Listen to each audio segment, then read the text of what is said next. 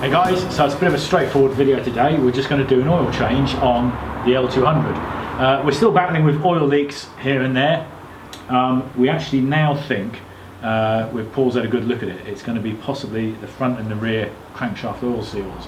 Now, when it had a new bottom end in, you'd like to think that all of that kind of stuff would have been not an issue anymore, but it looks like that's where the oil's coming from. So in the meantime, what we're going to do is just do an oil change anyway, so at least I've got some nice clean oil spilling everywhere rather than horrible black oil all the time. We're going to change obviously the oil filter. We'll take you through it step by step as we do it, and then in a future video we're now actually looking at the possibility of taking the engine out altogether, solving all these oil leaks once and for all, doing any other kind of remedial jobs we can do while the engine's out, and once and for all getting this thing up and running so then we can concentrate on the more fun things like finishing painting it. So enjoy the video, don't forget to click and subscribe below, and of course if you've got any constructive comments, leave them in the comment section underneath.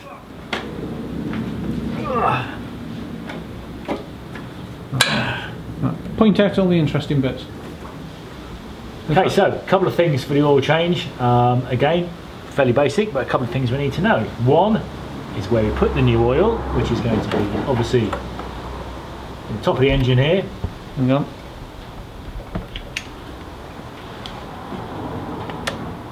Do it that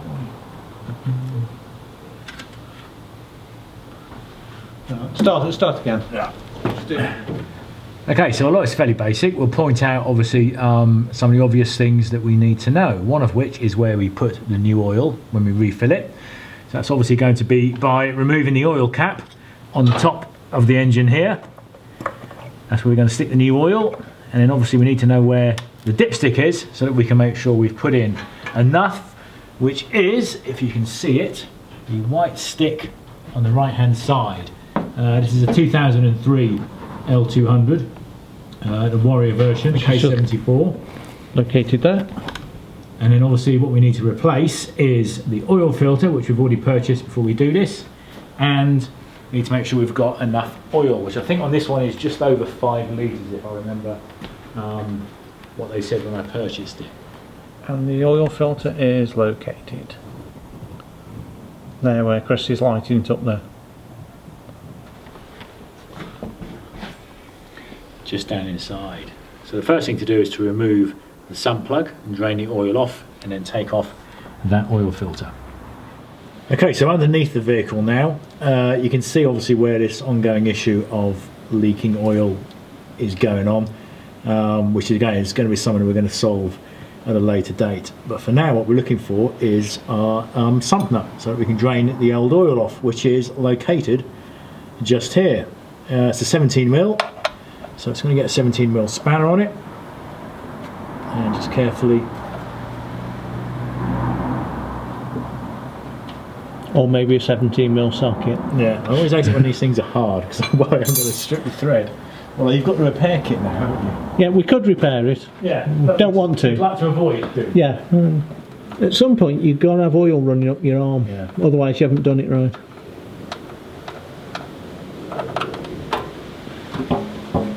There we go.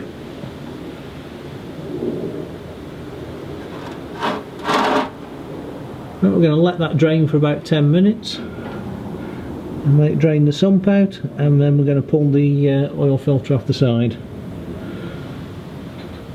I'm going to let Chris pull the oil sump out of the oil filter off because he hasn't got enough oil up his arm. No. I managed to avoid just on my fingertips at the moment, but there's still plenty of time. When I did this on the wife's vehicle the other day, I had it all over the drive. Put that on, pull the strap tight. Cool, right there. And then literally just ratchet it off. Get as tight as it'll go, that's probably about it. If you get that all the way down to the bottom, that's it there, start winding there. That'll give you more. Right, it's going the wrong way, so you want to go this way, don't I? That's it, just wind it up. How cool!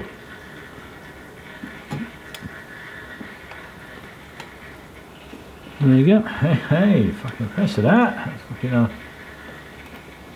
band that, can't it? Yeah, should be able to turn it by hand now. Now we'll try and line this up so that it all doesn't go over your garage floor. It trays under it. Yeah. That makes life easy, doesn't it? Fucking does. Yeah, the problem is because mine would have had a handle on the side to try and get the so plastic like the rubber strap on it. And turn it upwards as you pull it out.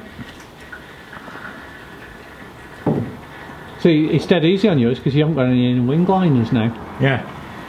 Could you imagine trying to do that with the inner wing liner in? Yeah. See, I knew there was a reason I didn't put all that shit back in. On the Toyota Hiluxes and the Toyota Surfs, it's exactly the same setup. Yeah. And there's an inspection panel that you have to take out. And that's how you do it on the Hiluxes because it's got twin batteries and the aircon and all the watts it over the top of it. You can't see it. How did you get to the oil filter? Yeah, it would have been a bit of a job with all of this plastic stuff back in.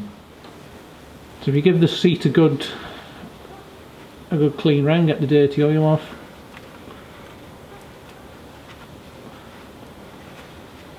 Some fresh oil around the new oil filter. All you need to do is just wipe a little bit around it and just put a bit in the filter. Okay, so before we put this back on, just going to put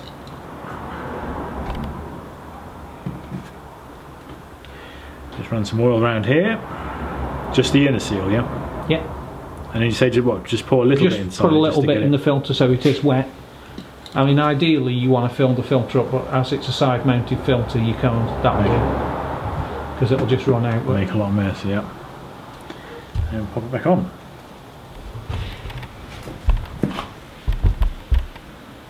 Check your new oil filter fits, because just check the numbers on the side, make sure it's the right one, because I have done that before and they've sent me the wrong oil filter and then you're stuck, because you really don't want to put an old oil filter back on. If you just use a rag round it,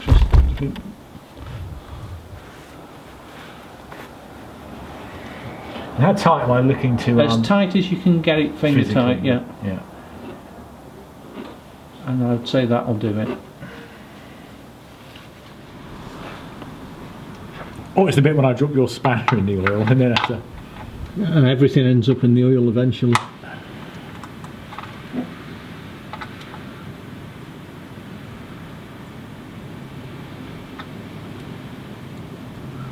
Okay, so that's the sump nut back in place, not too tight. Now we just need to fill it back up with some fresh oil. Okay, so of course don't forget to put your sump nut in. We've already put about 3 litres in so far. We've just cracked open another bottle of oil, so we're going to add a couple more litres, check the dipstick, see where we've got to, and then just keep slightly adding a bit more now until we get to the right levels on our dipstick. Handy tip, if you want to avoid those airlocks where your oil suddenly starts glooping out and going all down your engine, then keep your pouring part higher than the rest of the actual bottle. Never seen anyone with so much concentration putting the oil. I know, like I was on film. I was on video. I didn't want to give that handy tip and then balls it up. Look at the concentration involved in there. As soon as you said what you had to do there? As soon as you said that's enough, it went bleh. Right, you're on the stick now. Okay, so from our dipstick, we've actually now got oil showing on our dipstick. What we're going to do now is just spin the engine over for a bit, just let it move around all of the inside, obviously fill up the oil filter, and then we'll come back and we'll see if it's dropped, and if it has dropped, obviously top it up accordingly. Okay, so we've just been topping it up little by little, keeping an eye on the dipstick, and we are now spot on where we want to be on our little second notch on the dipstick. So good to go. Make sure we obviously put the oil cap back on the top of the engine, and of course that we replace the dipstick before we set off. Spill a little bit of oil, but you always do, but at least now it's clean oil rather than dirty oil all over the engine. So join us for the next video. There's always more work to do on this, and of course Paul's vehicle. We've got some great videos coming up soon. We're going to finish off doing Paul's gearbox that he's been working on. But the big video to come is his road trip through the Pyrenees. So he's actually been overlanding in his discovery, so look out for that. That should be coming up in the next week or so. As always, hope you enjoy the videos, and don't forget to click and subscribe using the links below.